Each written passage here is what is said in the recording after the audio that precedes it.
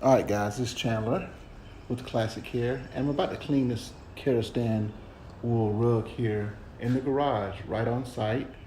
I did vacuum it on the bottom, out here in the driveway, and then I flipped it over and vacuum here on top to try to get as much dry soil as I can. You want to have a beater bar, which my vacuum do have.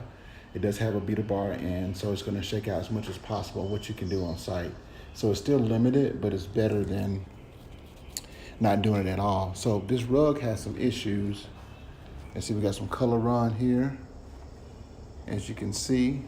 The tassels here have some staining, as well as some color run there.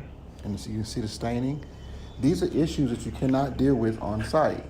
And if you try to, you're just gonna get yourself into more trouble. There's some more color run. There's some color run here. And I'm notating this because I'm going to, I recorded all of this on my disclaimer on the paper invoice that I'm going to give him a copy of. These tassels are dirty here, which the on-site cleaning is not going to do much with that. Now the wood pile, I will get some level of cleaning out of that, but this detail work cannot be done on site. Okay, so, but the customer understands that. I did let them know.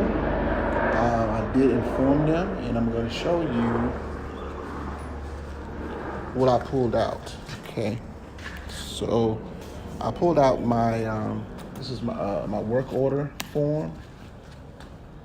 Actually, this is an old one because I got the new logo for the ICRC, but this is an old one that I use. But this is a work order form here, and the name of the customer, and that's what I wrote about the bleeding and the tassels that can't be cleaned. And this is a 10 by 15 rug, so it's $150. So this is just going to cover my butt. And I suggest that you guys do the same. If you're doing anything that's limited, that you could have issues with, or that you can't get certain things done, you need to notate that and to cover and get a contract between you and the customer, all right, before you start. And I'm gonna give you an example. I'm gonna call the customer, and I'm gonna give you an example of how I would explain it to him and get him to sign the paperwork, okay?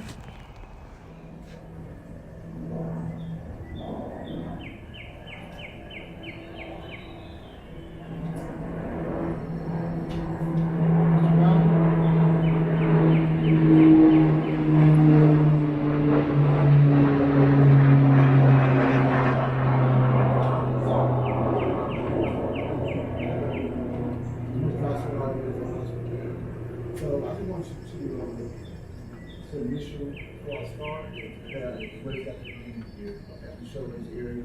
And also the tassels. On site, there's not much I can do with the tassels here. You have to really throw them out and scrub them, get it really wetted out. I can't really do that on site. It's not really different. So I know that they just sign here and you just sign there. When I'm done, you can sign the bottom, or you can sign the electronic one, which has the same thing. And you got the copy.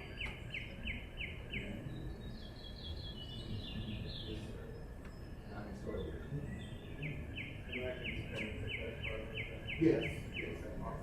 Thank you. Was it a lot of dirt now? Could you tell? I couldn't really tell when it was bright driveway. If it was darker, maybe the shot I could see it. Yeah. But I couldn't really tell. But there was something sitting at the top when I rolled it over. I appreciate it. You're welcome. I guess it's good that it's a nice dry day for you.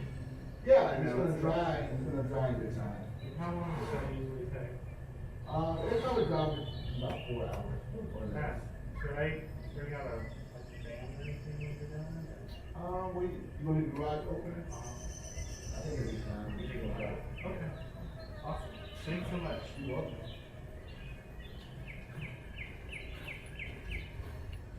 And as you can see, guys, it's pretty simple. As long as you follow your protocol, you can avoid a lot of problems. So I just want to share that with you guys, okay?